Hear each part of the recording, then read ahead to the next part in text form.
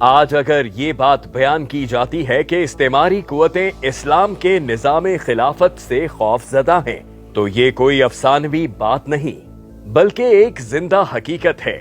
یہ استعماری قوتوں کا خوف ہی تھا جس کی وجہ سے انہوں نے کئی دہائیوں تک خلافت عثمانیہ کے خلاف سازشیں کی اور پھر اندرونی سہولت کاروں کے ذریعے مسلمانوں کی وحدت کو پارا پارا کیا۔ خلافت عثمانیہ کا خاتمہ کیوں کیا گیا؟ اس کے پیچھے وہی خوف کار فرما ہے جو آج بھی استعماری قوتوں کو لاحق ہے اور ماضی میں بھی لاحق رہا۔ اس خوف کا اندازہ ایک تاریخی واقعے سے لگایا جا سکتا ہے کہ مغربی دنیا آج بھی کس قدر نظام خلافت کے احیا سے خائف دکھائی دیتی ہے۔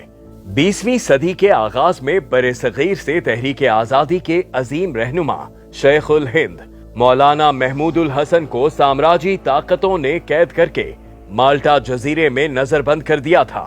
ان کے ساتھ شیخ الاسلام مولانا حسین احمد مدنی بھی گرفتار تھے، جبکہ ایک انگریز فوجی افسر بھی کسی جرم میں وہاں سزا کاٹ رہا تھا۔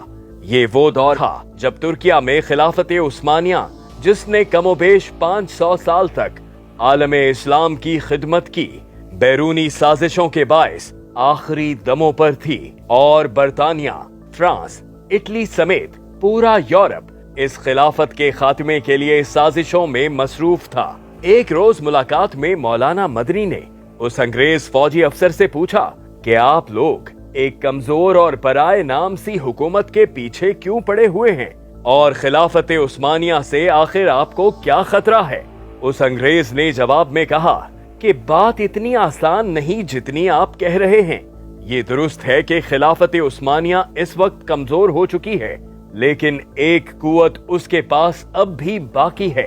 وہ قوت خلافت کا لفظ اور امیر المومنین کی اصطلاح ہے، کیونکہ خلیفہ کے لفظ میں آج بھی اتنی طاقت ہے کہ اگر خلیفہ کی طرف سے دنیا کے کسی خطے میں کسی کافر قوم کے خلاف جہاد کا اعلان ہو جائے تو دنیا بھر کے مسلم نوجوانوں میں ایک جذباتی کیفیت پیدا ہو جاتی ہے۔ ہم اس قوت سے خوف زدہ ہیں اور اسے ختم کرنا چاہتے ہیں۔ حقیقت یہی ہے کہ سامراجی طاقتوں نے خلافت عثمانیہ کے خلاف سازش کر کے اتحاد کی قوت کو توڑا، جس کے بعد مسلمانوں کی سیاسی مرکزیت کا کوئی عنوان باقی نہ رہا اور آج تک ہم تقسیم و انتشار کے شکار دکھائی دیتے ہیں۔ ایسے میں ہمیں سمجھنا ہوگا کہ ہماری قوت نظام خلافت ہی ہے جو ہمیں بنیانم مرصوص جیسی وحدت بنا کر استعمار کی غلامی سے نجات دلوا سکتا ہے۔